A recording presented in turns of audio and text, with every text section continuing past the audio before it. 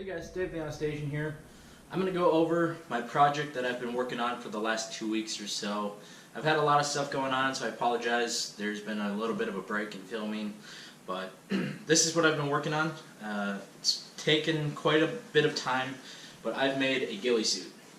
So what I did was I took a set of my old uniforms that I don't need anymore and sewed and glued some netting on the back. If you want to look up how to make one, there's tons of videos out there. Definitely look it up. They're all pretty similar. They use shoe goo, some netting, and like an old uniform. Then you're going to need like burlap or jute twine. Super easy to make. It does take a lot of time to do. Cutting the netting to size and sewing everything in takes quite a bit of time, and then pulling apart all the, I use burlap, so pulling apart all the burlap strands took quite a long time. But if you don't know what a ghillie suit is, they're in tons of video games and movies and whatnot, but basically the whole premise behind it is camouflage. And then not only does it have like a difference in color pattern and whatnot, it adds more 3D texture and breaks up the outline of the human body. When you're trying to conceal yourself, there's certain areas that give away positions, such as like your head or helmets, and then your kind of shoulders and back and stuff. So those are real straight lines, and nothing in nature is perfectly straight. So what the ghillie suit does is, all these extra little fibers kind of give you some texture. So instead of just your sleeve right down the side, it's got other overhanging, multi-patterned, intertwined strands of burlap in there. Coloring kind of has to depend on your environment and stuff. I chose just to do kind of this natural, the natural burlap color, that kind of tannish color, because what you do, it's not like these pre-made suits or pre-made ghillie suits or whatever. You got to really incorporate the natural vegetation.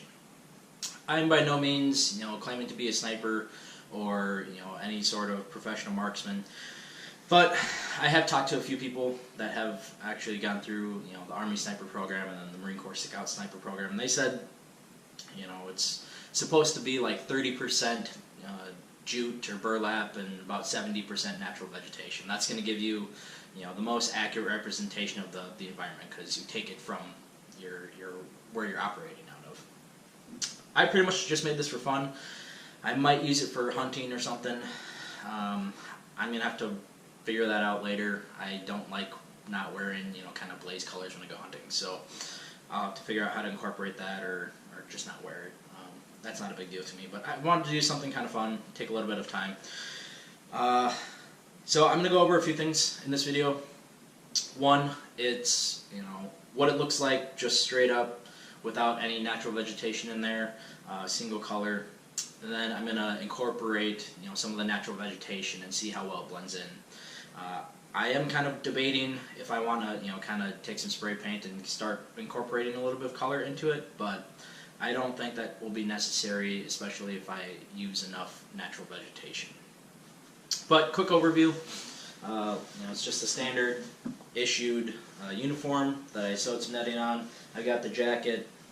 I know some people use the booning caps or whatever. I just use the old or regular PC. I think this should work pretty well for my purposes. And then I finished the pants this morning, so I only did one side. I don't know, it looks cool, I guess. I'm probably not going to use this for much, like I said, so I might just hang it up on the wall and make it look cool or something.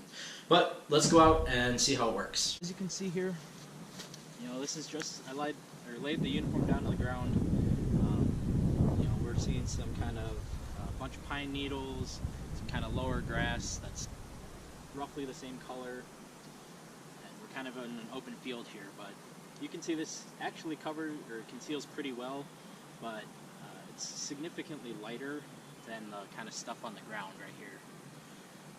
So I think first things first, I'm gonna try and cut down some of this kind of brush and stuff around, put some stuff on top and weave it into the netting on the back, and we'll see how that looks. I've got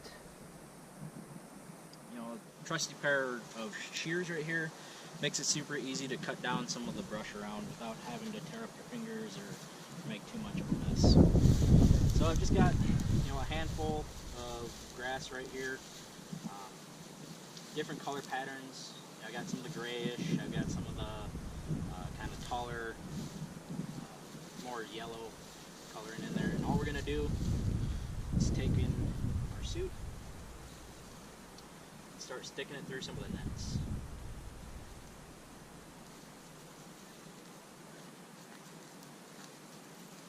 People incorporate rubber bands to help kind of lash stuff down. You can tie the actual burlap strands themselves, but I just like sticking it in the holes that are already there. You can almost even just kind of rub up stuff and it's going to stay pretty well.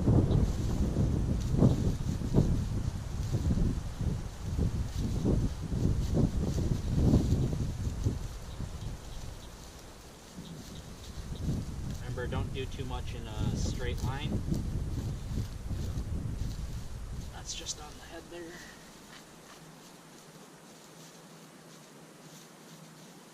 Right. Add some gray in.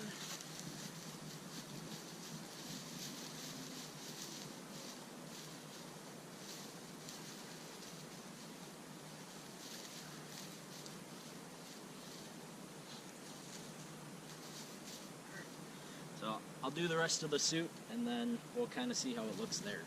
Didn't change the camera angle. I didn't move positions or anything. I kind of took everything from, areas around over here and then incorporated that into the suit. I didn't get it quite perfect.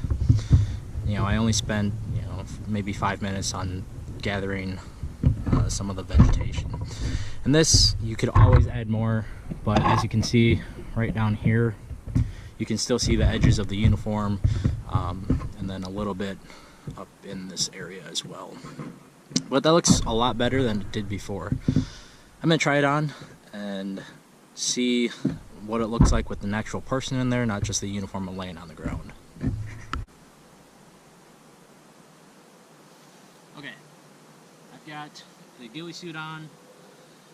I've got tennis shoes. I don't have boots that are camouflage, or I got some of the webbing, so you might be able to see my feet a little bit, but you should have a hard time finding me. I get this is pretty close, and I'm going to add a little bit more vegetation, try and roll around in some dirt, and see if I can't change up the colors a little bit more.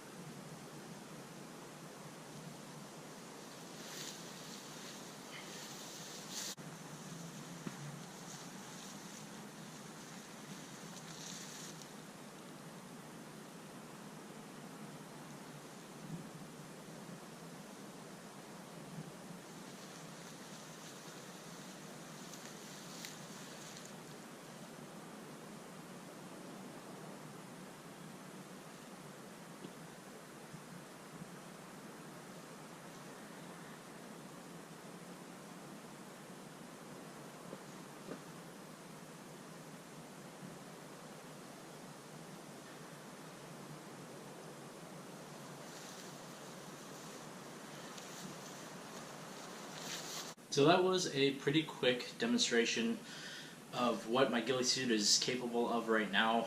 I still gotta wash it a few times, and what that means is, kind of drag it through some mud and dirt and stuff, and kind of get the colors a little bit more naturalized, without the outside world. But I think for the kind of first take, that went pretty well.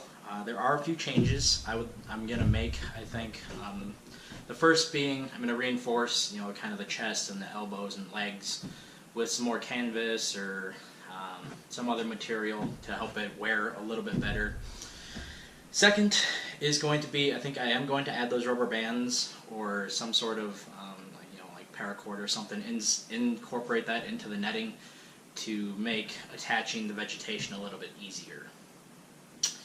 The next thing, I was reviewing some of the footage already, and that I think is going to work perfectly for my purposes, but if I really wanted to get into it, doing some face paint, wearing some gloves, or painting up my hands and stuff, and I got to practice a little bit more moving around, really keeping low to the ground. The whole purpose, or I guess not the whole purpose, but what's really going to help you conceal yourself is staying really low to the ground and staying below the kind of brush line. So in the area that I was filming at, the brush was maybe at most 2 feet tall, and there was kind of a little hill.